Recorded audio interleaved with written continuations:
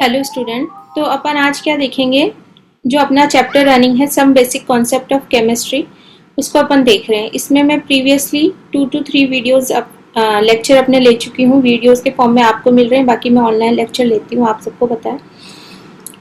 तो आज हम गैल्यूसेक लॉ और बाकी के यहाँ पर गिवन है अपने Avogadro law, Dalton's atomic theory और अपना एटॉमिक मास और मॉलिक्यूलर मास से रिलेटेड चीज़ें अपन यहाँ पर देखेंगे। तो चलो अपना लाइव क्लास स्टार्ट करते हैं, साथ ही साथ अपना वीडियो लेक्चर भी स्टार्ट करते हैं। Good evening ma'am. Good evening बेटा। अपना प्रीवियस क्लास का आपको समझ में आ गया था पूरा अच्छे से? हाँ मैम। कोई दिक्कत? अपन ने जो यहाँ पर ये लॉज वगैरह पढ़े हैं ये भी कंप्लीटली समझ में आ गए? हाँ मैम। अच्छा। और ये लॉ ऑफ डेफिनाइट प्रपोर्शन वाला भी समझ में आ गया था, यानी प्रपोर्शन हमेशा सेम रहेगा, अपन ने ये देखा था।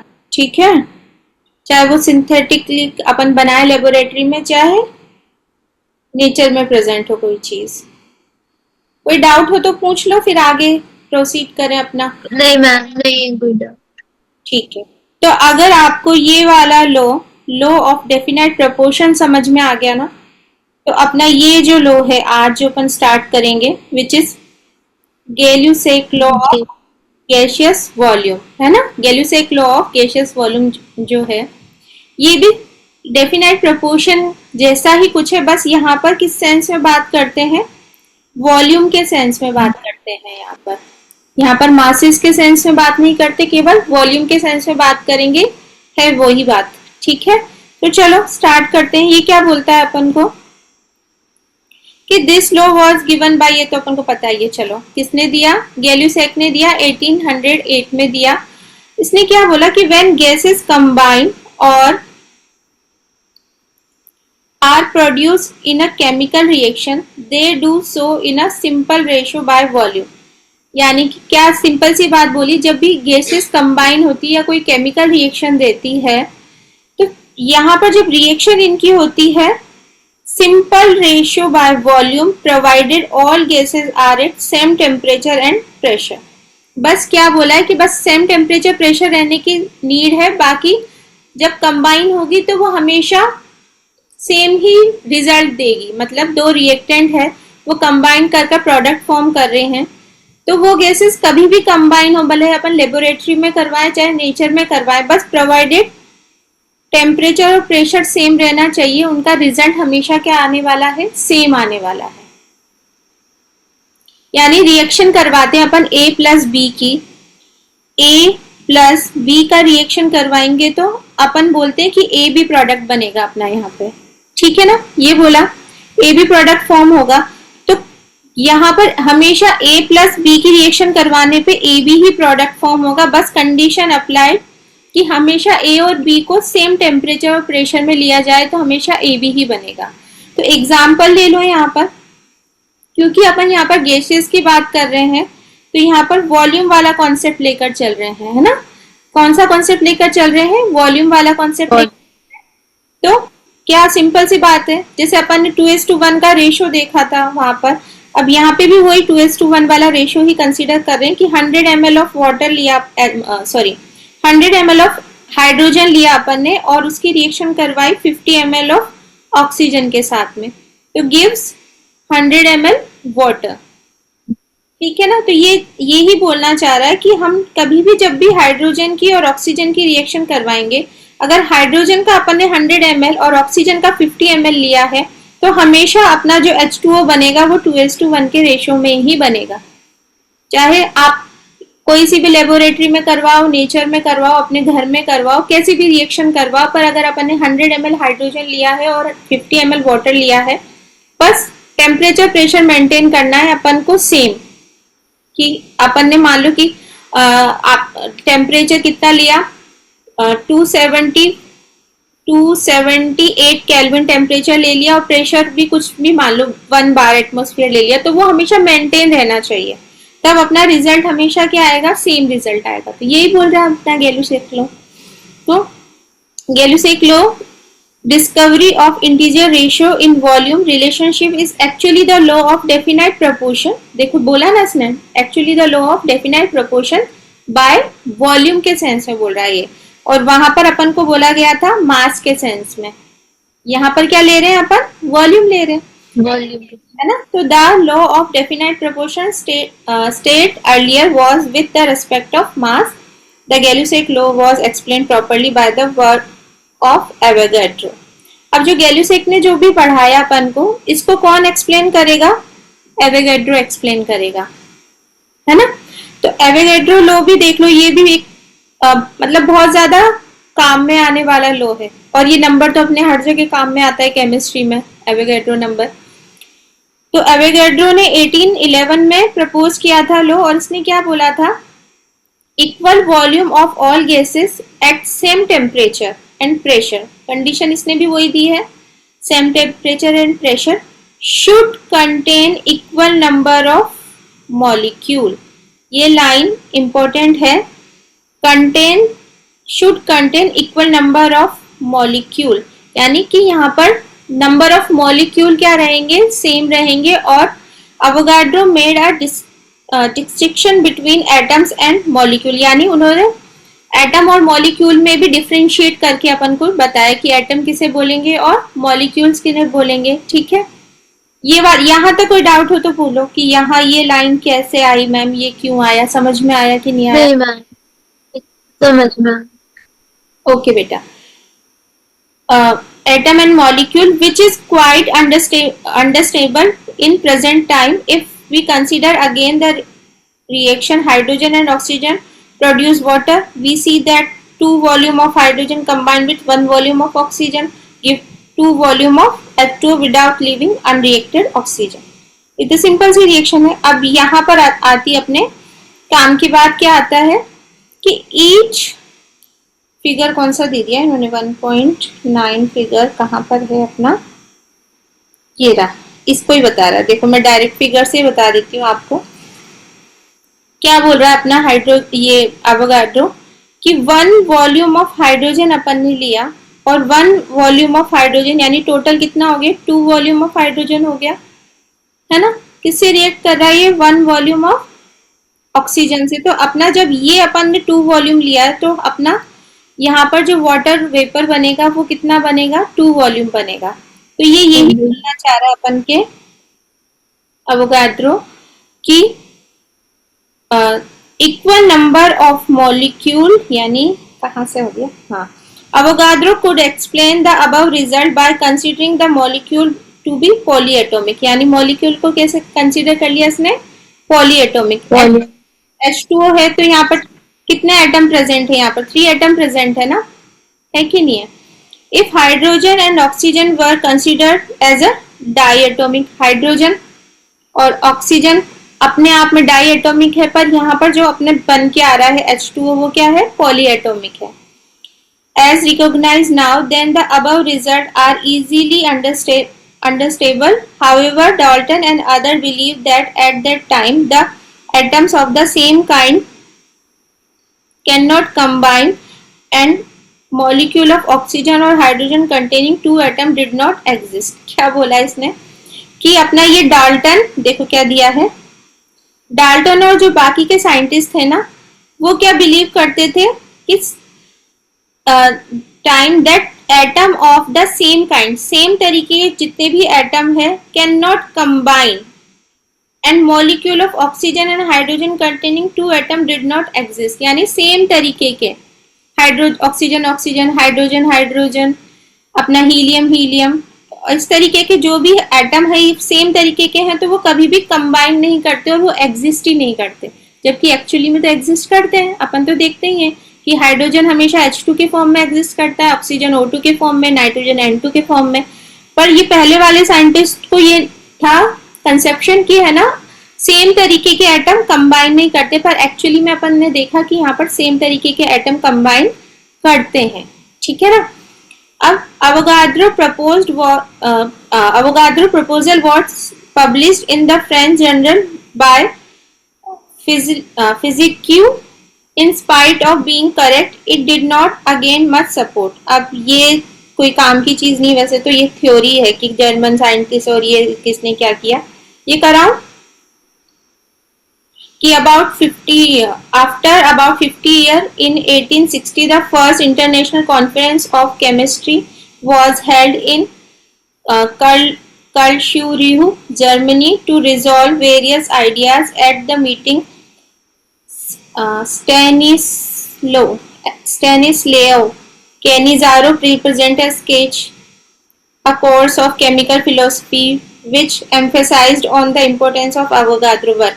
यानी कि कैनिजारो ने और एक जर्मन साइंटिस्ट ने, उन्होंने अवोगाद्रो के वर्क को एम्फेसाइज किया था। तो ये वाला कहीं से कहीं तक आपके काम नहीं आएगा, ये वाला पैराग्राफ कोई काम का नहीं है, छोड़ो इसका। और ये वाला भी वैसे कोई काम का नहीं, केवल अपना ये है कि अवोगाद्रो ने ये बताया था बेटा कि जो गैल्यूसेक लॉ है उसकी इंपॉर्टेंस बताई थी कि दो same kind of atom combine हो सकते हैं और रिजल्ट क्या दे सकते हैं अपना, जैसे 2 वॉल्यूम है तो जितना अपना हाइड्रोजन है नंबर जिसका ज्यादा है वहां पर उतना ही प्रोडक्ट अपना फॉर्म हो रहा है। ये सिंपल सी इसने बात बताई थी, कंक्लूजन इतनी लंबी चौड़ी बात का ये निकला अपना। अब अपन आते हैं किसके पास आते हैं, डाल्टन एटॉमिक थ्योरी पर। ठीक है, डाल्टन एटॉमिक थ्योरी में यहाँ पर गिवन है इसका हिस्ट्री, ये आप रीड करो एक बार, मेरे को रीड करने का मन नहीं है। Although the origin of the idea Although the origin of the idea that matter is composed of small invisible particles called atomium, meaning indivisible, dates back to the time of Democritus, a Greek philosopher, 460 to 370 BC, it again started emerging as a result of several experimental studies which led to the laws mentioned above. यानी कि जितने भी अपन ने previous law दिए हैं उनका इसने क्या किया, एक्सपेरिमेंटल स्टडी पर उन सब चीजों का रिसर्च करके उसको प्रूव किया। ठीक है, अब इसने एटम, ये जो इंडिविजिबल पार्टिकल है यानी एटम जो नाम दिया था वो इसने ही कंपोज किया था कि एटम स्मॉल इंडिविजिबल पार्टिकल है। पर आगे जाके अपन ने देखा कि एटम में भी क्या प्रेजेंट होते हैं, प्रोटॉन्स, न्यूट्रॉन्स और इलेक्ट्रॉन प्रेजेंट होते हैं। पर यहाँ तक जब तक इसकी रिसर्च चली थी तब तक अपना एटम ही क्या था, सबसे स्मॉलेस्ट पार्टिकल के फॉर्म में कंसीडर किया जाता था। तो चलो इसने क्या किया अपन को बताया। Dalton published a new system of chemical philosophy in which he propose the following. क्या क्या प्रपोज किया इसने, Matter consists Matter consists of indivisible atoms. All atoms of a given element have identical properties, including identical mass. Atoms of different elements differ in mass. Compounds are formed when atoms of different elements combine in a fixed ratio. Chemical reactions involve reorganization of atoms. These are neither created nor destroyed in a chemical reaction. तो इसमें कहीं से कहीं तक कोई doubt वाली situation ही नहीं है। इसने अपन को डाल्टन ने ये बोला कि एटम स्मॉलेस्ट पार्टिकल है इंडिविजिबल एटम के फॉर्म में, यानी उसको आगे डिवाइड नहीं कर सकते। और बाद में इसने बोला कि जितने भी एटम होते हैं, all atom of given element have identical property. Identical property रखेंगे सेम एलिमेंट के हैं तो इंक्लूडिंग आइडेंटिकल मासेस। मासेस में मास क्या होगा, उनका सेम ही होगा। जैसे हाइड्रोजन है, हाइड्रोजन का मास क्या रहेगा, अपना 1 ही रहेगा, है ना। चाहे वो किसी भी कंपाउंड के साथ में जुड़ा हुआ हो, कोई भी रिएक्शन में हो जाए, अगर अपन इसको H2CO3 के फॉर्म में लेंगे तो भी हाइड्रोजन तो 1 ही मास रखेगा वहां पे। H2O में होगा तो भी हाइड्रोजन 1 ही मास रखेगा। Atoms of different element differ in masses, different में तो मासेस उनका अलग अलग होगा। और जब कंपाउंड फॉर्म होता है तो इसमें फिक्स रेशो लिया जाता है एटम का, हमेशा जैसे फिक्स रेशो में होता है। Chemical reaction involve reorganisation of atom. अब जब केमिकल रिएक्शन होती है तो उसमें क्या होता है, अपना reorganisation, rearrangement, reorganisation. Chemical reaction में एक्चुअली होता क्या है, अपन जब रिएक्टेंट लेते हैं, जैसे रिएक्टेंट में मैंने A+B+C लिया, तो यहाँ पर ये तीनों आपस में रीअरेंज होंगे। लाइक यहाँ पर प्रोडक्ट बन गया AB या फिर BC या फिर अपना कुछ AC करके इस तरीके से कुछ भी प्रोडक्ट बनेगा तो किन का रीअरेंजमेंट हो रहा है यहाँ पर, ए बी और सी का ही हो रहा है ना, इनका ही रीऑर्गेनाइजेशन हो रहा है और इन्हीं का रीअरेंजमेंट हो रहा है। कोई बाहर से तो कोई नया कंपाउंड या एटम आकर प्रोडक्ट में घुस नहीं जाएगा ना, यानी कि जो रिएक्टेंट है उसी का आगे पीछे उल्टा सीधा होकर ही अपना क्या बनना है, प्रोडक्ट बनना है। Okay, these are neither created not destroy in chemical reaction, यानी रीअरेंजमेंट ही होना, ना तो खत्म होगा ना ही कोई आकर क्रिएट होगा और ना ही डिस्ट्रॉय होगा। जब अपन कोई भी केमिकल रिएक्शन देखते हैं ना जिसमें कोई गैसियस पार्टिकल बनता है तो उसमें अपन एरो ऐसे अपसाइड करके दे देते हैं कि जब बना तो है रिएक्शन में पर वो इवॉल्व हो गया, वहां से निकल गया, है ना, तो इसलिए दे दिया जाता है ये, ताकि अपन बाद में जब रिजल्ट देखे तो बोले कि यहाँ पर अपन ने कार्बन करके कुछ लिया था एटम और लास्ट में अपन को वो प्रोडक्ट में तो कार्बन मिल ही नहीं रहा, तो वो CO2 के फॉर्म में इवॉल्व हो गया होगा। तो इस तरीके से ये चीजें होती है ना, ये दिया हुआ ना, neither created not destroy in a chemical reaction, ये अपना डाल्टन से ये सारी चीजें बताई। ठीक है, अब अपन इसमें क्या बोल रहा है, Dalton theory could explain the law of chemical combination. However, it could not explain the law of gaseous volume. Chemical combination इसने मासेस के फॉर्म में बताया, ना कि गैसियस फॉर्म में इसने बताया था। गैसियस फॉर्म में तो अपने गैल्यूसेक ने बताया था और एवोगाड्रो ने उसको थोड़ा सा इलेबोरेट कर दिया था, एक्सप्लेन कर दिया था। It could not provide the reason for combining of atoms, which was answered later by other scientists. इसने ये तो बोला कि कंबाइन करके कंपाउंड बनाते हैं और फिक्स रेशो में कंबाइन करके कंपाउंड फॉर्म करते हैं, पर ये नहीं बताया क्यों, वाई कंबाइन क्यों करते हैं एटम्स आपस में, कंबाइन करके कंपाउंड का फॉर्मेशन क्यों करते हैं, रीजन क्या है। तो अपन तो जानते ही हैं, अपन ने इतना 10th तक की केमिस्ट्री पढ़ी है, तो उनका ऑक्टेट कंप्लीट करना होता है, उनकी वैलेंसी सेटिस्फाई करनी होती है, तब जाके वो कोई अच्छा सा स्टेबल कंपाउंड बनाते। पर अभी तक जब डाल्टन ने थ्योरी दी थी तब तक उसको रीजन पता नहीं था कि कंबाइन क्यों करते हैं एटम्स आपस में और कंपाउंड का फॉर्मेशन कैसे करते हैं। ठीक है, यहाँ तक हो गया अपना। तो ये जो थ्योरी वाला जो पार्ट था जिसमें केवल पढ़ना था, ज्यादा कुछ समझने का नहीं था, वो कंप्लीट। अब अपना इंटरेस्टिंग पार्ट इस चैप्टर का स्टार्ट होता है, जिसमें आपको ऑब्वियसली बहुत अच्छे से इंटरेस्ट आने वाला है। क्या है, एटॉमिक एंड मॉलिक्यूलर मासेस। ठीक है, अपन जानते हैं ना एटॉमिक और मॉलिक्यूलर मासेस के लिए अपन क्या देखते हैं कि हर एक पीरियोडिक टेबल में अपने कितने ऑलमोस्ट 118 समथिंग एलिमेंट एग्जिस्ट करते हैं, है ना, 118 118 एलिमेंट एग्जिस्ट करते हैं। तो उसमें हर एक एटम अपना कुछ ना कुछ मास रखता है और उन भी एटम से कॉम्बिनेशन से जो भी मॉलिक्यूल्स फॉर्म होंगे उन सब उसमें क्या होगा, जितने भी एटम्स होंगे उन सब का एडिशन होके अपना मॉलिक्यूलर मास वहां पर निकल जाएगा। यही रहता है, इसमें कोई दिक्कत नहीं है। तो अपन यहाँ पर इसको डिटेल स्टडी कर लेते हैं। बाकी जो इसका बेसिक कॉन्सेप्ट है वो तो अपन को ऑलरेडी पता है कि हर एक ये तो है नहीं कि एटम का जो मास है वो अपन अपने हिसाब से डिसाइड करते हैं, अपने हिसाब से डिसाइड नहीं होता, उसमें number of proton number of neutron उसके बेसिस पर अपन को पता चलता है कि एटम का मास कितना है ना। ठीक है, तो क्या इसमें गिवन है, after having some idea about the term of atoms and molecule, it is appropriate here to understand what do we mean by atomic and molecular masses. सबसे पहले अपन आते हैं atomic mass पे। The atomic mass or the mass of an atom is actually very very small because atoms are extremely small. atom को अपन देख सकते हैं क्या, like कोई भी चीज है आपके पास, आपके हाथ में कोई बुक है या लैपटॉप है या मोबाइल है, वो छोटे छोटे एटम से मिलकर बना हुआ है, एकदम माइन्यूट पार्टिकल से। तो अपन जो एटम उसमें जो माइन्यूट पार्टिकल है वो अपन को विजिबल नहीं है कि कितना छोटा है, दिखाई नहीं देगा ना। तो उसका जब वो एटम भी एक्सट्रीमली स्मॉल है तो उसका मास भी क्या होगा, स्मॉल ही होगा, है ना। तो today we have sophisticated technique, example mass spectrometry for determining the atomic mass fairly accurately. आपने देखा है मास स्पेक्ट्रोमेट्री वाला एपरेटस लेबोरेटरी में आपके स्कूल में है, देखो बेटा, एमएससी लेवल पे या फिर पीएचडी लेवल पे अपन जाते हैं ना, तो वहां पर स्पेक्ट्रोमीटर होते हैं बहुत तरीके के लेबोरेटरी में, एनएमआर स्पेक्ट्रोमीटर, मास स्पेक्ट्रोमीटर और आईआर स्पेक्ट्रोमीटर, यूवी स्पेक्ट्रोमीटर करके होता है पूरा। मतलब कि एमएससी में जाते हैं तो अपना स्पेक्ट्रोमेट्री करके पूरा का पूरा एक सब्जेक्ट होता है।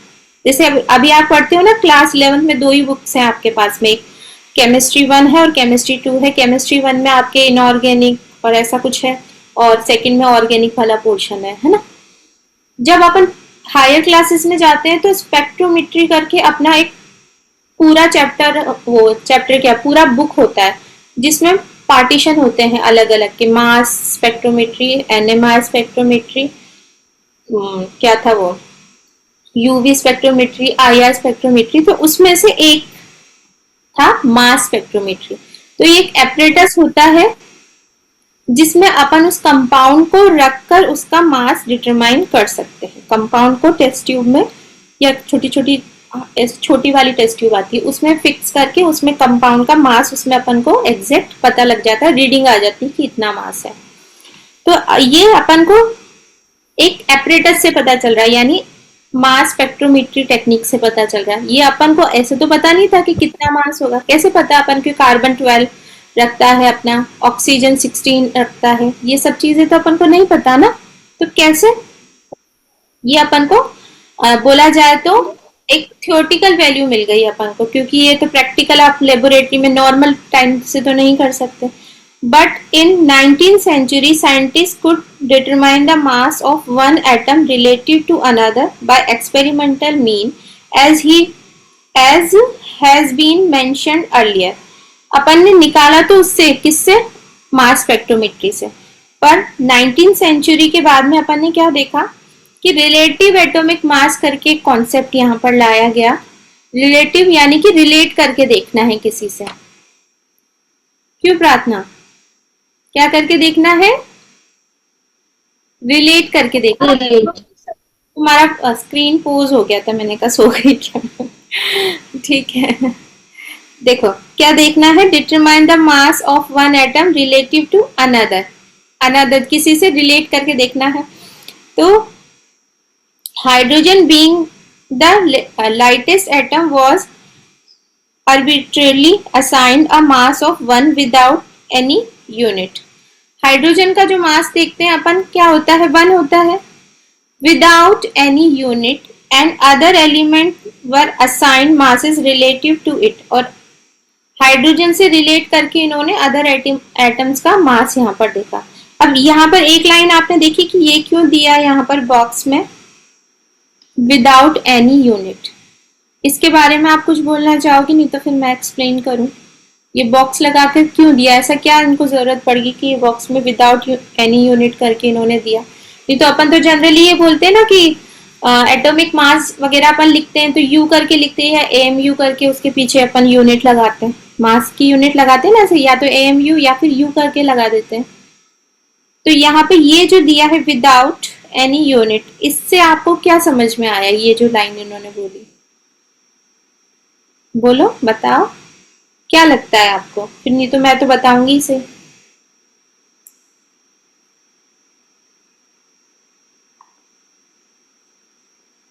बोलो बोलो। पता नहीं। अच्छा, जैसे आपकी क्लास में कितने स्टूडेंट्स हैं ये बताओ। 41। 41 स्टूडेंट्स है ना। तो आपकी क्लास में 41 स्टूडेंट है, उसमें से कोई ना कोई एक टॉपर बच्चा होगा, होगा कोई ना कोई तो होगा ही, सही है ना। कितना, चाहे वो टॉपर 100 आउट ऑफ 100 लाता हो, चाहे 100 आउट ऑफ 80 लाता हो, पर टॉपर तो मतलब सबसे मैक्सिमम वाले को अपन टॉपर बोल देते हैं ना। तो अपन उसके रेफरेंस में दूसरों को कंपेयर कर रहे हैं कि इसके कंपैरिजन में ये थोड़ा सा कम है या ये इससे थोड़ा सा अच्छा है। कोई भी एक रेफरेंस पॉइंट मान लिया अपन ने उसको कि ये सबसे अच्छा बच्चा है, इससे ये थोड़ा कम है, ये थोड़ा कम है, ये ऐसा है ना।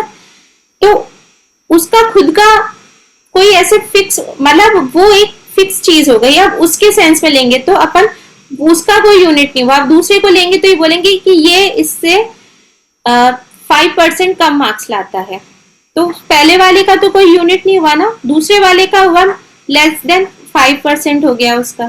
तो इसीलिए दिया है कि जिससे अपन कंपेयर करते हैं ना उसका खुद का कोई यूनिट नहीं होता, फिर उससे रिलेट करते हैं चलते हैं, फिर यूनिट अपन लेते चलते हैं। जैसे कि अपन बोलते हैं AMU, AMU का फुल फॉर्म क्या है? Atomic mass unit. Atomic mass unit. अब एटॉमिक मास यूनिट में अपन, क्योंकि हाइड्रोजन का 1 है, 1 के आगे आप AMU लगा दो, आपकी इच्छा है तो लगा दो। अपन 1 के आगे अपन कोई यूनिट लगाते हैं तो वो डायरेक्ट 1 का तो कोई ऐसे वैल्यू नहीं मान के चलते ना, अपन उसको पूरा सिंपल AMU ही बोल देंगे। तो फिर उसको अपन क्या लेके चलेंगे? विदाउट यूनिट लेके चलेंगे।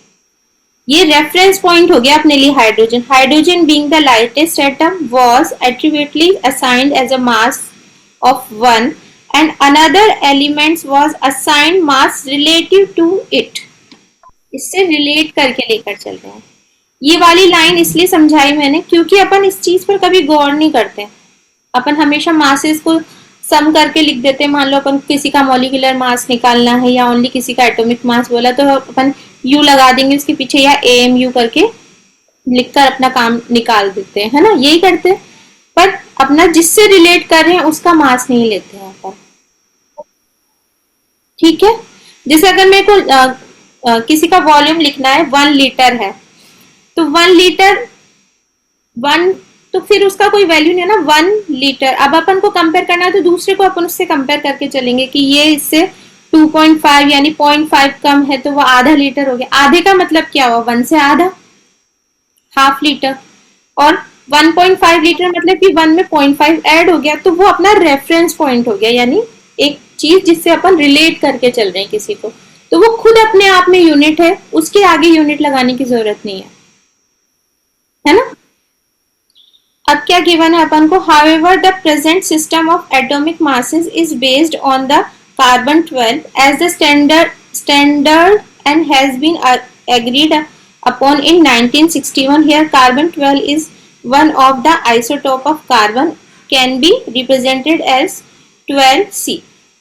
पहले के टाइम में अपन हाइड्रोजन को लेके चलते हैं, अभी भी अपन मानते हैं हाइड्रोजन को, पर अब डिस्कवरी और अच्छे से हो गई है तो अपन क्या लेते हैं कि जब भी अपन को किसी भी एटम का मास देखना होता है तो अपन यहाँ पर कार्बन 12 को भी एज ए स्टैंडर्ड यूनिट के फॉर्म में लेकर चलते हैं। पहले अपन जब कार्बन 12 और इतना ज्यादा डिस्कवरी नहीं थी तो ओनली हाइड्रोजन से ही रिलेट करके लेके चलते थे, और सही भी है, उससे कोई दिक्कत है भी नहीं। पर आज के टाइम में लेते हैं अपन कार्बन 12 को as a standard and has been agreed upon this. और कार्बन 12 क्या है? एक आइसोटोप है कार्बन का। कार्बन के कितने आइसोटोप प्रेजेंट होते हैं? कार्बन के 3 आइसोटोप होते हैं। C12, C14, हाँ, C12, C13, C14, 3 isotope present होते हैं ना कार्बन के। एलोट्रोप और आइसोट्रोप में अंतर होता है। एलोट्रोप तो जानते हो आप, है ना। और आइसोटोप में क्या? आइसोटोप का मीनिंग क्या होता है? सेम क्या होता है और डिफरेंट क्या होता है आइसोटोप में? Same atomic number, different mass. तो अपना यहाँ पर जिससे अपन कंपेयर कर रहे हैं वो क्या है? कार्बन 12 है, which is isotope of carbon, can be represented as like this, मतलब सुपरस्क्रिप्ट में 12 और नीचे C लगाकर अपन ने इसको रिप्रेजेंट कर दिया। In this system 12C is assigned a mass of exactly 12 atomic mass unit। यहाँ पर क्या बोल दिया इन्होंने? जो 12C है उसका 12 एटॉमिक मास यूनिट है, यानी कि उसमें 12 एटम प्रेजेंट है मास यूनिट के फॉर्म में। कितने? 12 atomic mass unit, AMU,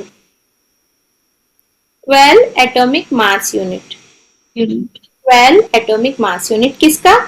12C का, है ना। अगर वैसे तो होता नहीं, पर मैं जस्ट बता रही हूँ, अगर मैं ऐसे बोल देती कि 1C है तो इसमें 1 एटॉमिक मास यूनिट होता, 2C करके ऐसे कुछ लिख देती तो इसमें 2 एटॉमिक मास यूनिट होता, और अपन ने यहाँ पर लिया है 12C, तो अपन ने क्या बोल दिया? मेरी लाइन मिस हो गई। 12 एटॉमिक मास यूनिट है AMU, ठीक है।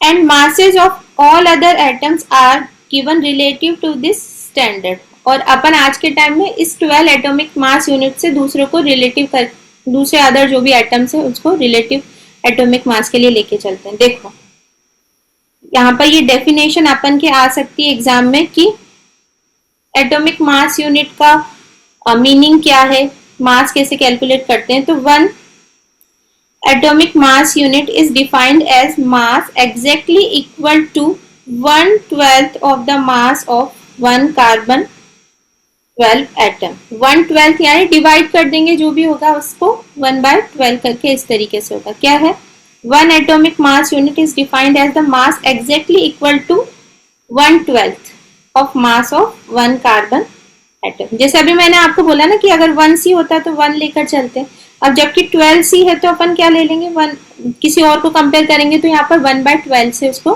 तरीके से कर लेंगे। तो चलो आगे चलते हैं अपन तो अपना। देखो 1 AMU equal to 1.66056 into 10⁻⁴ gram. 1 AMU के इक्वल अपन मानते हैं कि ये वैल्यू है, और ये वैल्यू 1.66056 इंटू 10⁻⁻24 ग्राम अपन वैल्यू लेकर चलते हैं। ठीक है, अभी आ जाएगा समझ में, नहीं भी आ रहा होगा तो। मास ऑफ वन हाइड्रोजन एटम का वैल्यू ये है अपना 1 पॉइंट जितना भी दिया है वैल्यू, ये अपना मास ऑफ वन हाइड्रोजन एटम है। ठीक है, तो in term of AMU upon hydrogen atom का मास लेंगे तो डिवाइड कर देंगे दिस वैल्यू से।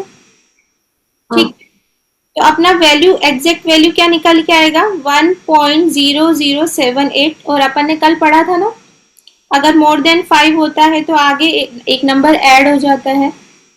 हाँ, तो यहाँ पर अपना वैल्यू क्या आया, 1.0080 AMU, यानी कि अपना हाइड्रोजन का जो मास निकल के आया वो कितना आया, 1.0080 AMU। अब आप एक चीज यहाँ पर रिलेट करोगे, ये यहाँ पर ग्राम में दिया था अपन को, mass of atom of hydrogen in grams, और यहाँ पर अपन ने मास निकाल लिया AMU में, निकाला ना, AMU में निकाल लिया। तो यहाँ पर जितना ग्राम था अपन का डिवाइड हो गया सीधा सीधा दिस वैल्यू से, और यहाँ पर अपना AMU में मास आ गया 1.0080। Similarly the mass of oxygen 16 की बात करी अपन ने, तो 16 का मतलब वैल्यू होता है 15.995 AMU। ठीक है, at present AMU has been replaced by U मतलब यूनिफाइड मास। यूनिफाइड अपन ने पूरा जो भी था अप्रोक्सीमेशन करके उसका क्या कर दिया, कंप्लीट यूनिफाइड कर दिया उसका मास। ठीक है, अब है अपना when we use atomic mass of an element in calculation we actually use average atomic mass of an element, we are explain below. क्या है, जब भी अपन कैलकुलेशन करते हैं तो इतना फ्रैक्शन वैल्यू थोड़ी ना लेकर चलते हैं। आपको मैंने बोला कि H2O का मॉलिक्यूलर मास मेरे को कैलकुलेट करके बताओ, तो आप ये थोड़ी ना लिखोगी 1.0080 को 2 बार मल्टीप्लाई करोगी, प्लस कितना था इसका ऑक्सीजन का 15.995, ऐसे थोड़ी ना लेते हैं अपन मॉलिक्यूलर मास लेते हैं। तो अपन को जब कैलकुलेशन करनी होती है तो अपन कौन सा लेकर चलते हैं, एवरेज एटॉमिक मासेस का मासेस को लेकर चलेंगे और सिंपल से अपना कैलकुलेशन को इजी फॉर्म में कर लेंगे। तो ये वाली बात समझ में आई कि नहीं आई?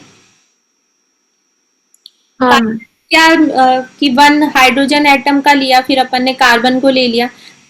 ये दो चीजें आपको कंफ्यूजिंग लग रही हो तो मेरे से पूछो, मैं दोबारा बता दूं, क्योंकि जनरली होता है बच्चों को इसमें कंफ्यूजन, इसलिए मैं आपसे क्रॉस पूछ रही हूँ कि पहले तो हाइड्रोजन था फिर कार्बन 12 का। पहले जब कार्बन 12 की डिस्कवरी इतना ज्यादा नहीं हुई थी तो अपन हाइड्रोजन से रिलेट करते थे। जब कार्बन 12 का पता लग गया तो अपन ने कार्बन 12 से उसको रिलेटिवली देख लिया। चलो अब अपना है यहाँ पर, अगर क्लास वैसे तो अभी तो कितना 30 मिनट हुआ है ना, हाँ चलो अभी तो है। एवरेज एटॉमिक मास, एवरेज तो देखना आता ही है अपन को। Many natural occurring elements exist as more than one isotope. When we take into account existence of these isotopes are their relative abundance percentage occurrence, यानी कि the average atomic mass of that element can be computed. For example अपन को क्या given है, जो अपन मास लेते हैं ना वो एवरेज लेकर चलते हैं, यानी कि आइसोटॉप के फॉर्म में अपना हाइड्रोजन के भी आइसोटॉप होते हैं। कितने आइसोटॉप होते हैं हाइड्रोजन के? How many isotope? तीन, name? 3, protium, deuterium and tritium. ठीक है ना। तो इसीलिए अपन क्या लेकर चलते हैं, मासेस को एवरेज फॉर्म में लेकर चलते हैं। फॉर एग्जाम्पल क्या गिवन है, carbon has the following 3 isotope with relative abundance and mass like this. 12 का रिलेटिव अबंडेंस ये है, एटॉमिक मास 12 है। 13 का अपना एटॉमिक मास ही लेते हैं अपन, तो ये 13 पॉइंट समथिंग है। 14 का ये है।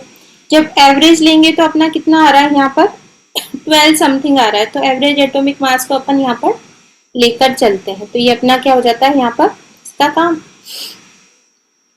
ठीक है, अब अपन के मॉलिक्यूलर मास पे आ जाते हैं डायरेक्ट। एवरेज एटॉमिक मास तो समझ में आई गया, यानी कि क्यों लिया जाता है, बस इतना पता होना चाहिए कि अपन एवरेज एटॉमिक मास एक तो अपनी कैलकुलेशन को इजी बनाने के लिए लेते हैं, प्लस क्योंकि बहुत सारे एलिमेंट ऐसे होते हैं जो बहुत सारे आइसोटॉप के फॉर्म में एग्जिस्ट करते हैं, तो उन सबका एवरेज लेने से अपनी कैलकुलेशन में और जो रिलेटिव रिजल्ट है उसमें भी कोई फर्क नहीं पड़ता, सही आता है। ठीक है।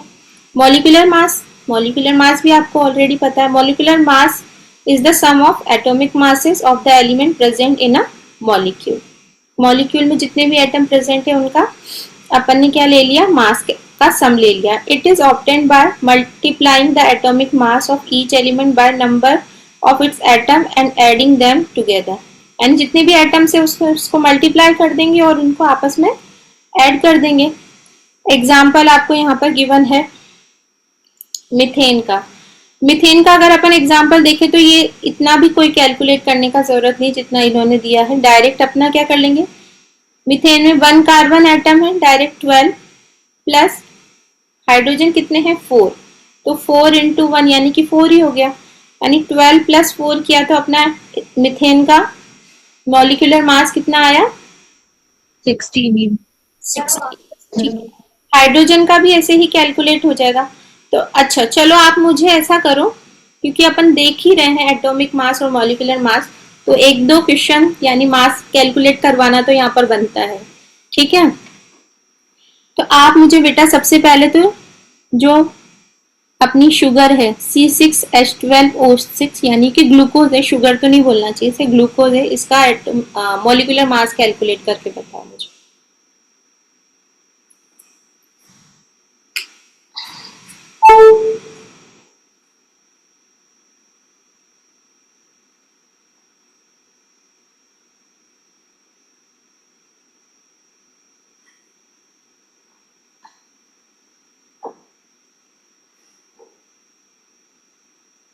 फाइव दूंगी मैं आपको इजी इजी से, पहले इसका कर दो ग्लूकोज का।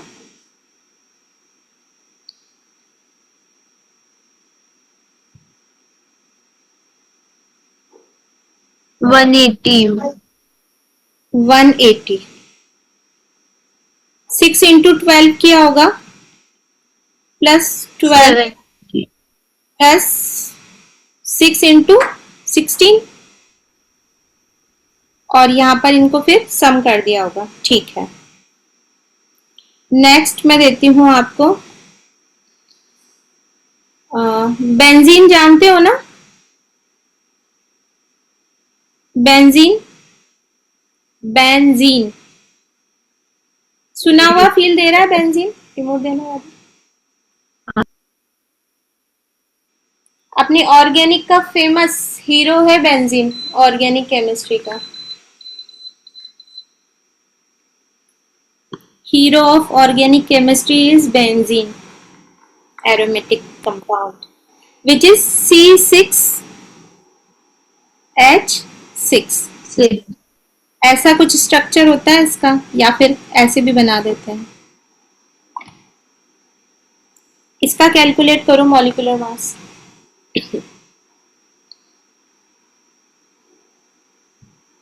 78U। ठीक, ओके। सल्फ्यूरिक एसिड का फॉर्मूला बताओ। H2SO4। H2SO4। सल्फ्यूरिक एसिड का कैलकुलेट करो, अभी विजिबल है ना। H2SO4 का क्या कैलकुलेट किया बेटा? 98. H2SO4 का 98, मैं लिखती जाती हूँ। आपने इसका 98 बोला, बेंजीन का कितना बोला था?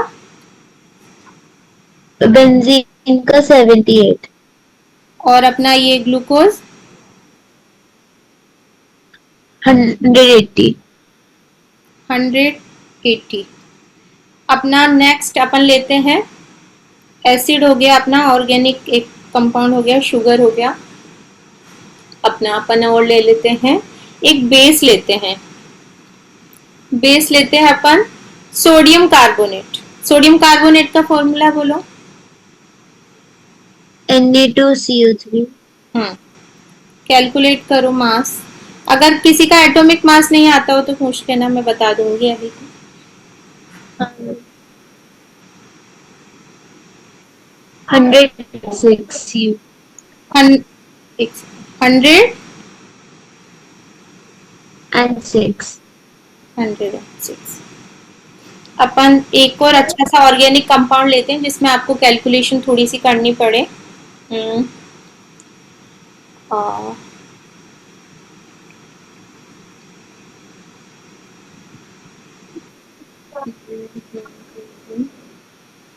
यहाँ पर अपन ले लेते हैं अपना सुक्रोज ही ले लेते हैं। सुक्रोज का फॉर्मूला पता है ही सही, आपको बोलो, अपन ने कल परसों डिस्कस किया था ना। C12H22O11. कैलकुलेट करो फटाफट।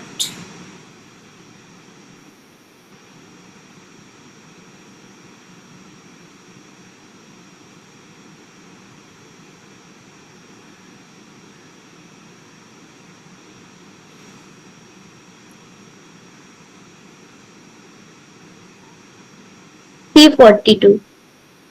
342। आपके सारे ही आंसर करेक्ट है, किसी में भी कोई डाउट नहीं है, सारा करेक्ट है, यानी आपको आता है मॉलिक्यूलर मास कैलकुलेट करना। अब अपन आगे आते हैं, नेक्स्ट टॉपिक अपना है यहाँ पर formula mass.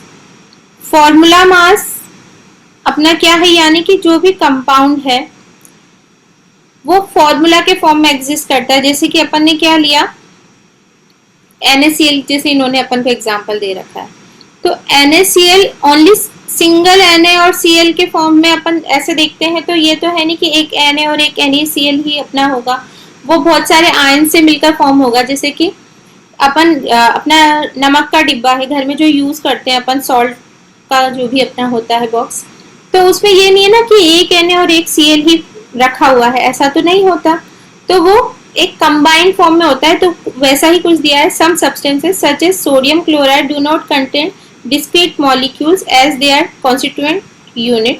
In such compound, positive or negative entity are arranged in 3-dimensional structure. यानी कि NaCl अगर अपन देखें तो यहाँ पर ये अपना, जैसे अगर ये Na का एटम है तो ये Cl का, ये Na, ये Cl, इस तरीके से एक 3-डायमेंशनल स्ट्रक्चर के अंदर ये एग्जिस्ट करता है। सॉलिड स्टेट चैप्टर आपके 11th में ही है कि 12th में है? सॉलिड स्टेट करके एक चैप्टर है, मेरे को ध्यान नहीं रहा, 12th में आई थिंक। नहीं है ना, 11th में तो नहीं है ना, क्योंकि फर्स्ट बुक में होगा तो सेकंड बुक में तो नहीं होगा, 12th में है। हाँ, तो जितने भी आयनिक कंपाउंड होते हैं ना उनका ऐसा कुछ स्ट्रक्चर होता है, ये ऐसे 3D स्ट्रक्चर में लाई करते हैं कि यहाँ पर ये Na है, तो ऐसे ऐसे करके कुछ एक वर्ड होते हैं, मैं आपको इंट्रोड्यूस कर देती हूँ वर्ड, जैसे BCC, FCC, क्यूबिक करके स्ट्रक्चर होती है। ऐसा स्ट्रक्चर्स में ये क्रिस्टलाइन फॉर्म में एग्जिस्ट करते हैं।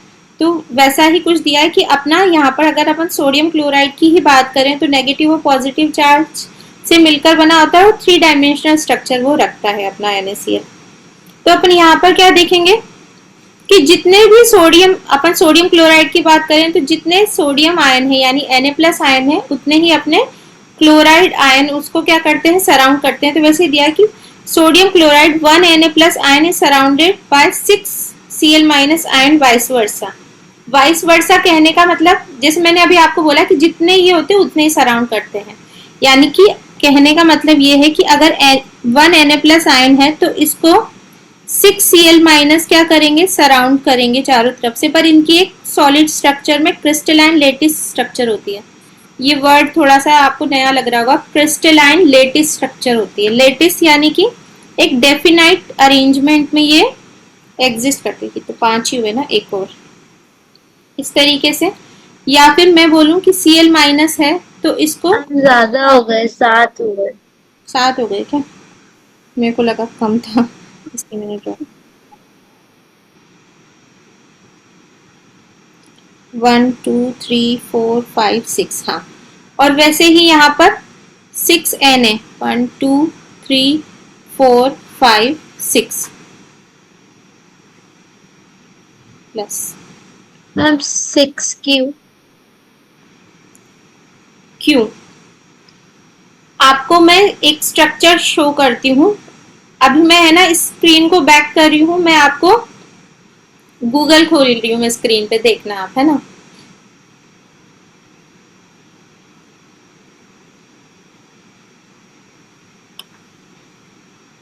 खुल जा। अच्छा वाईफाई तो ऑन ही है, अच्छा वाईफाई ऑन नहीं है टैब में, रुको 1 मिनट, आईपैड में स्ट्रक्चर ऑफ NaCl लैटिस।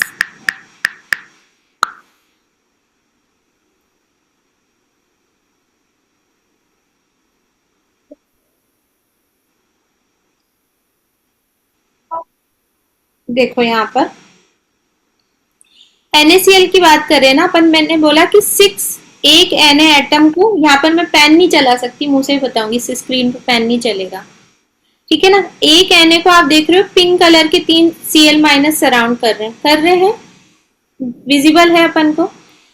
और आप साइड में एक बॉक्स देख रहे हो, साइड में एक बॉक्स है, यानी कि आप क्यूब्स का मतलब ऊपर नीचे क्यूब्स रखे हुए हैं, ऐसा कुछ स्ट्रक्चर दिख रहा है ना अपन को, कि क्यूब्स हैं, 4 क्यूब आगे की तरफ है, 4 क्यूब पीछे की तरफ है, यानी नीचे सरफेस पे 4 क्यूब बिछा दिए अपन ने।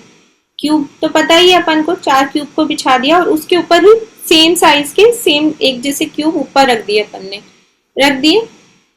तो अब आप देखो, पिंक कलर वाला Cl है, मैं यहाँ पर पेन नहीं चला सकती इसलिए मैं बता नहीं पा रही हूँ, अगर मैंने पेन टैप किया तो ये खुल वो बैक हो गया। पिंक कलर वाले Cl है सारे, क्यूब में देखो, क्यूब में साइड वाली स्ट्रक्चर में मत देखो, क्यूब में देखो, पिंक कलर वाले Cl है और ग्रीन कलर वाले क्या है, Na प्लस है कि नहीं, यही बता रहा है हाँ। अपन को।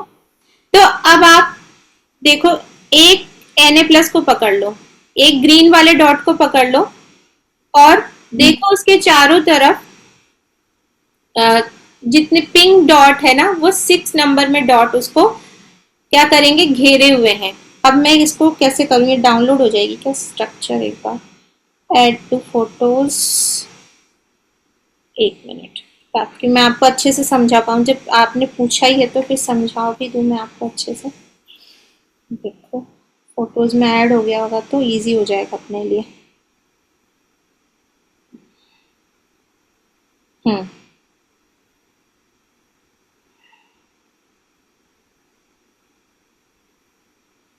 अब यहाँ पे पेन चल जाएगा मेरा। देखो ये अपना एक Na प्लस यहाँ पे मैंने इसको एक Na मान लिया है ना, ये ग्रीन वाला क्या है, अपना Na है।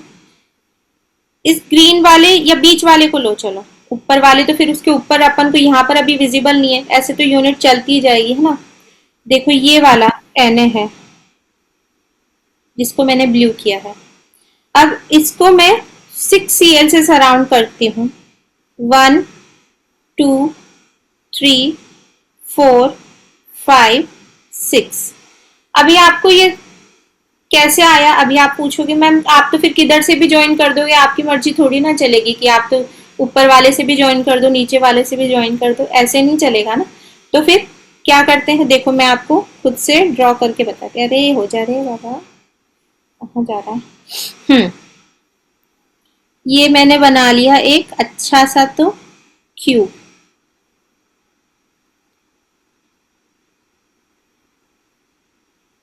बना लिया क्यूब।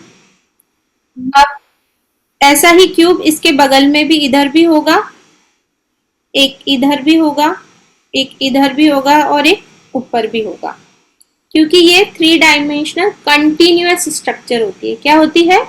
3 डायमेंशनल कॉन्टिन्यूअस स्ट्रक्चर होती है। तो ये ऐसा क्यूब कंटिन्यू चलता ही चला जाएगा, चलता चला जाएगा, चलता चला जाएगा। तो अपन इस स्ट्रक्चर में देखो कि ये जो ग्रीन वाला डॉट है यानी कि अपना Na जो है यहाँ पर, वो इस क्यूब के इस वाले कॉर्नर पे यानी कि सेकंड नंबर पे, ये फर्स्ट है, ये 2 है और ये पीछे है। तो देखो यहाँ पर ये मैं बनाती हूँ, ये ऑरेंज वाला अपना अगर Cl है तो यहाँ पर ये रेड वाला क्या है? Na है। थोड़ा सा इसमें आपको जोर लगेगा समझने में, क्योंकि ये थोड़ा हायर लेवल की चीज है, पर फिर भी अपन समझेंगे। इस Na के ऑल्टरनेट एक के बाद एक Cl जोड़ते जाती हूँ। यहाँ पर ऑरेंज वाला खुल जाएगा बाबा, यहाँ पे ये ऑरेंज Cl, यहाँ पर ये रेड वाला अपना Cl, यहाँ पे इसके ऑल्टरनेट में ये Na, ये Cl, यहाँ पर Cl और यहाँ पर Na। आपस में अब सारे डॉट ये येलो और रेड वाले ऑल्टरनेट है सारे, कहीं से भी कहीं पर ऐसे तो नहीं है कि मैंने रिपीट कर दिया हो, आपस में ऑल्टरनेट है ना। तो अब देखो बेटा, दूसरा कलर लेते हैं अपन ग्रीन। ये अपना Na है ना, ग्रीन जिस डॉट मैंने अभी बना रही हूँ। ये 1 Cl से सराउंड है यहाँ पर, ये दूसरा 1 हो गया, 2 हो गया, हो गया, ये तीसरा, ठीक है। अब इसी के ऊपर एक सेम ऐसा क्यूब और है, उसको भी मैं ड्रॉ कर देती हूँ छोटा सा। यहाँ पर छोटा सा तो नहीं, सेम ही साइज का ड्रॉ होगा, छोटा करने से काम नहीं चलेगा।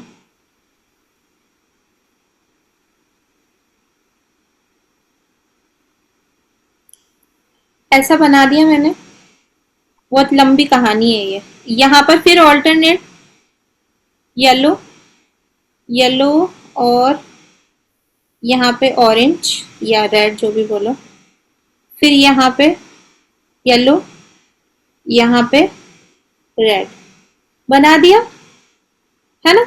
अभी तक कितने अपन ने मिलाए थे? यहाँ पर 3 Cl मिलाए हुए हैं ना। अब देखो ये ऊपर वाला 4, नहीं, एक इधर वाला क्या हुआ? 5 हुआ। बाबू देखो, एक बॉक्स है, क्यूब है, क्यूब के ऊपर भी क्यूब है, क्यूब के नीचे भी क्यूब है। तो जब क्यूब के कॉर्नर पे अगर एक चीज है तो वो नीचे वाले क्यूब से भी उतना ही डिस्टेंस रखेगा, क्योंकि क्यूब की सारी साइड्स क्या होती है? इक्वल होती है। तो यहाँ पे ऊपर जाओ चाहे नीचे जाओ, ये वाली लाइन और ये वाली लाइन आपस में इक्वल है, ये डायगोनल इक्वल है। ऊपर जाओ, क्योंकि ये वाला Na ऊपर वाले क्यूब का भी हिस्सा है और नीचे वाले क्यूब का भी हिस्सा है। जैसे मैं यहाँ पर हूँ, मेरे ऊपर भी कोई फ्लोर है, तो उसके लिए ये मेरा रूम है, उसकी जो वॉल है, ये सीलिंग है, वो ऊपर वालों के लिए फ्लोर है। जहां मैं बैठी हूँ, जो मेरे घर की सीलिंग है, वो ऊपर वालों के लिए फ्लोर के रूप में काम आएगी ना। तो मेरे रूम का जो कॉर्नर है वो ऊपर वालों के लिए भी कॉमन हुआ घर में कॉर्नर, अगर वहां पे कोई एटम प्रेजेंट है। तो ये वाला Na के लिए ये वाला Cl भी तो सेम ही उसी तरीके से बिहेव करेगा ना, क्योंकि ये वाला Na ऊपर वाले क्यूब का भी हिस्सा है और नीचे वाले क्यूब का भी हिस्सा है। समझे बात? और यहाँ पर हो गया 1 2 3 4 और 5, और एक इसको तो अपन ने अभी काउंट किया ही नहीं, अपना 6। इस तरीके से फिर रिपीटिंग यूनिट्स फिर बनती चली जाएगी। और ये सारी चीजें अभी थोड़ा तो फिर भी आपको समझ में आ गया होगा। जब आप हायर क्लासेस में जाओगे ना, तो ऐसी कितनी ही स्ट्रक्चर आएगी आपसे, आपके कम से कम 12th में जाओगे तो कम से कम CT और HMT करके 7 7 7 का 14 स्ट्रक्चर इस तरीके की आएगी आपके 12th क्लास में। इसमें किसी में कोई सा एटम कहाँ पर होगा, कोई सा कहाँ पर होगा, उसकी स्ट्रक्चर अलग अलग तरीके से होगी। तो अपने ये क्या बोल रहा था अपने फॉर्मूला मास में, it may notate that sodium chloride 1 Na plus ion is surrounded by 6 Cl minus ion and vice versa। जैसे अब मैंने यहाँ पर ड्रॉ करके आपको बताया कि ये Na प्लस 6 Cl माइनस से सराउंडेड है, वैसे एक Cl माइनस को पकड़ लो, Cl माइनस को Na प्लस से ज्वाइन करके देखो, तो वो भी किससे कितने से सराउंडेड है, 6 से सराउंडेड है। अब ये क्यूब यहीं जाके नहीं रुक गया, इसके नीचे भी क्यूब है, इसके इधर भी क्यूब है, इसके इधर भी क्यूब है, और 3D में स्ट्रक्चर अपनी कंटिन्यू चलती ही चली जाएगी, ये वाली बात है। ठीक है, तो अब ये क्या बोल रहा है, the formula such as NaCl is used to calculate the formula mass instead of molecular mass, as in the solid state sodium chloride does not exist in the single unit। Formula mass का मतलब ये है कि अपना NaCl अकेला NaCl नहीं है, उससे बहुत सारे आगे इस तरीके से यूनिट्स क्या है, जुड़ी हुई है, इस तरीके से पूरा स्ट्रक्चर 3D फॉर्म में चलता चला जा रहा है। तो वहां पर फॉर्मूला मास अपन देखते हैं। अब देखो फॉर्मूला मास कैलकुलेट करना भी अपन को थोड़ा सा सीख लेते हैं। The formula mass of sodium chloride is atomic mass of sodium and atomic mass of chloride, यानी कि 23 प्लस जो भी अपना इसका ये है, तो अपन ने आयंस को क्या कर लिया, उनका क्या बोलते हैं, सम कर लिया उनका। तो अपना यहाँ पर ये फॉर्मूला का मास यानी कि फॉर्मूला, वैसे तो अपना 3D होता है, चलता ही चला जाएगा, चलता ही चला जाएगा, ऐसे तो इनफाइनाइट हो जाएगा। पर अगर अपन एक सिंपल फॉर्मूले की बात करें यहाँ पर Na, अरे किससे लिख रही हूँ मैं, Na प्लस और Cl माइनस की, तो Na प्लस का ऐड कर लेंगे और Cl माइनस का, यानी कि Na का और Cl का ऐड कर लोगे, क्योंकि एक इधर बढ़ रहा है Cl में, तो एक Na यहाँ पर कम हो रहा है, यानी कि सिंपल एटम के फॉर्म में ले लो उसको, क्योंकि Cl में एक बढ़ेगा तो Na में एक कम हो गया, तो 1 पूरा उसको 23 और 35.5 रखकर अपन ने क्या कर लिया, 58.5 यूनिट इसका फॉर्मूले का, फॉर्मूला मास, फॉर्मूले का लेना है। जैसे एक और फॉर्मूला मास अपन लेते हैं HCl। HCl लिया अपन ने, H माइनस और Cl माइनस के फॉर्म में एग्जिस्ट करता है, तो अपन क्या ले लेंगे यहाँ पर 35.5 प्लस अपना हाइड्रोजन का ले लेंगे 1, तो अपना 36.5 करके अपना फॉर्मूला मास। सिंपल सी बात है, फॉर्मूला जिसमें आयंस के फॉर्म में रहता है और वो 3D स्ट्रक्चर में एग्जिस्ट करता है, तो वो अपना फॉर्मूला हो गया। फॉर्मूले में जितने भी आयंस प्रेजेंट है उनको ऐड कर दो तो फॉर्मूला मास आ गया। मॉलिक्यूलर मास वो होता है जो मॉलिक्यूल्स में जितने भी एटम्स प्रेजेंट है उनको ऐड कर दो, जितने नंबर है उतना मल्टीप्लाई कर कर आके, तो अपना मॉलिक्यूलर मास आ गया। ये बात हुई। अब अपना क्या है, mole concept and molecular mass. Mole concept कल पढ़ाऊंगी, जस्ट इसका इंट्रोडक्शन दे देती हूँ, इसमें क्या क्या चीजें हैं, फिर इस टॉपिक को अपन कल स्टार्ट कर लेंगे। देखो मोल कॉन्सेप्ट में अपने क्या क्या चीजें आती है। एक तो अपन को मोल कैलकुलेट करना आना चाहिए कि मोल को कैसे कैलकुलेट करते हैं। Mole equals to weight in gram upon molecular mass, यही होता है। किसी का भी मोल अगर अपन को कैलकुलेट करना है तो वेट इन ग्राम, अपन ग्राम में वेट दिया होता है। मॉलिक्यूलर मास अपन को कैलकुलेट करना आता ही है, तो अपन मोल कैलकुलेट कर लेते हैं। ठीक है, सिंपल सी बात है। अब मोल कैलकुलेट करेंगे तो यहाँ पर अवोगाद्रो का इसने क्या रोल है उसको अपन डिस्कस कर लेंगे कि अवोगाद्रो नंबर Na से इसमें क्या फर्क पड़ता है, कि अपना जो भी मोल होता है इसमें fix number of Avogadro upon number लेकर चलते हैं, है ना, वो देखेंगे। और अवोगाद्रो कांस्टेंट हो ही जाएगा। The mass of 1 mole of substance in gram is called its molar mass. हाँ, अगर ग्राम जो मास लिया उसका लिया है वो कितने में लिया अपन ने, ग्राम में लिया है, तो उसको अपन क्या बोल देंगे, उसका मोलर मास हो गया। परसेंटेज कंपोजिशन भी अपन को पता ही है, परसेंटेज निकालना तो आता ही है ना अपन को, वैसे ही परसेंटेज कंपोजिशन निकल जाएगा कि अपन का कोई भी सॉल्यूशन है सॉल्यूट प्लस सॉल्वेंट से मिलकर बना होता है। कोई भी अपन सॉल्यूशन का मतलब यही नहीं होता बेटा कि लिक्विड हो, वो सॉल्यूशन का मतलब ये नहीं है कि लिक्विड हो, सॉलिड भी सॉल्यूशन के फॉर्म में होते हैं और गैसियस भी सॉल्यूशन के फॉर्म में होते हैं, तो उनका परसेंटेज कंपोजिशन अपन निकाल लेंगे। और उसके बाद में परसेंटेज कंपोजिशन हो ही जाएगा फिर अपना इम्पेरिकल फॉर्मूला आ जाएगा। इम्पेरिकल का मतलब होता है सिंपलेस्ट रेशियो के फॉर्म में अपन ले रहे हैं, जो भी अपना है उसका सिंपलेस्ट 1:1 जैसे हो किसी का तो वो वैसे हो जाएगा, या कोई मिनिमम टूटता हो 2:1 में तो वैसे हो जाएगा, यानी सिंपल फॉर्म में उसका अपन लेकर चलेंगे इम्पेरिकल फॉर्मूला। इस पे कुछ एक अपना वो भी है, स्टाइक्योमेट्री कोफिशिएंट और स्टाइक्योमेट्रिक कैलकुलेशंस भी देख लेंगे। स्टाइक्योमेट्रिक कोफिशिएंट जानते ही हो अपने, जब भी अपन कोई भी रिएक्शन लिखते हैं, जैसे रिएक्शन A+B है गिव्स AB, तो यहाँ पे जो नंबर लिखा होगा, जो भी नंबर लिखा होगा वो उसका क्या हुआ, स्टाइक्योमेट्रिक कोफिशिएंट हुआ, है ना। ये स्टाइक्योमेट्रिक कोफिशिएंट हो जाएगा। और बैलेंसिंग, बैलेंस करना भी देख लेंगे अपन कल की क्लास में, ठीक है। लिमिटिंग रिएजेंट ये भी अपना आ जाएगा। लिमिटिंग रिएजेंट वही है जो अपना लिमिटिंग अपन ने वहाँ कल की जो प्रीवियस क्लास थी उसमें लिमिटिंग एजेंट के फॉर्म में लिया था कि कम से कम जो है उस पर रिलेट करेंगे। अब अपन उसको केमिस्ट्री के साइंस में लेंगे, मतलब कि कोई भी रिएक्शन है उसमें सबसे कम जो चीज़ ली जाएगी वो अपनी केमिकल रिएक्शन को डिसाइड करेगी कि किस डायरेक्शन में अपनी केमिकल रिएक्शन जाएगी, ठीक है। रिएक्शन इन सॉल्यूशन, सॉल्यूशन के अंदर रिएक्शंस देख लें।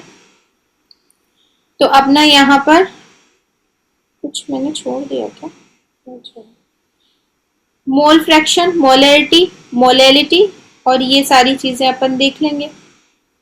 आप जानते हो वैसे तो पता है आपको कि मोलैरिटी और मोलैलिटी में क्या डिफरेंस है, स्पेलिंग का ही नहीं, इसमें बाकी बड़ी एक बड़ा सा डिफरेंस है। क्या डिफरेंस है? नंबर ऑफ मोल्स, मोलारिटी होता है नंबर ऑफ मोल्स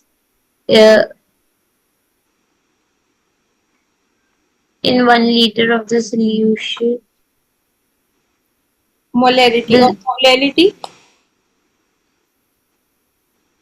और molarity moles in 1 kg of the solvent. पता ही है आपको। सॉल्यूशन लेते हैं यहाँ पर डिनोमिनेटर में मोलैरिटी में और लीटर में होता है अपना, और यहाँ पर सॉल्वेंट का लेते हैं टोटल और उसमें अपन और the solution. तो यहाँ पर ये डिफरेंस है, इसमें रिलेटेड क्वेश्चंस है अपने, ये आ ही जाएगा। तो अब आप क्या करोगे बेटा, क्योंकि कल वेंसडे है ना, हाँ तो इससे रिलेटेड जितने भी क्वेश्चंस बनते हैं अपना, यहाँ पर मॉलिक्यूलर मास और क्या था फॉर्मूला मास और परसेंटेज कंपोजिशन वाले भी कर लेना, मोलैरिटी और नॉर्मेलिटी वाले मत करना आप। परसेंटेज कंपोजिशन तक के आप जितने भी न्यूमेरिकल या क्वेश्चंस यहाँ पर बनते हैं वो आप कर लेना, इसमें से कर लोगे। कल वेंसडे है, कल आपका मेरा क्लास नहीं है, थर्सडे को लूंगी मैं आपका वही 9 PM। तो आप इसके जितने भी क्वेश्चंस आपसे बनेंगे वो कर लेना, और जो भी डाउट हो आप मुझे सेंड कर देना। डाउट तो मैं आपका कल ही क्लियर कर दूंगी, भले रिटर्न फॉर्म में करूँ चाहे व्हाट्सएप कॉल करके कर दें, कोई दिक्कत नहीं। अगर डाउट होगा तो कल का कल क्लियर कर देंगे, नहीं तो परसों तो अपना क्लास है ही सही, कोई दिक्कत है ही नहीं, ठीक है। तो आज का क्लास यहीं तक रखें, फिर परसों अपन क्लास करेंगे। हाँ ओके बेटा, बाय।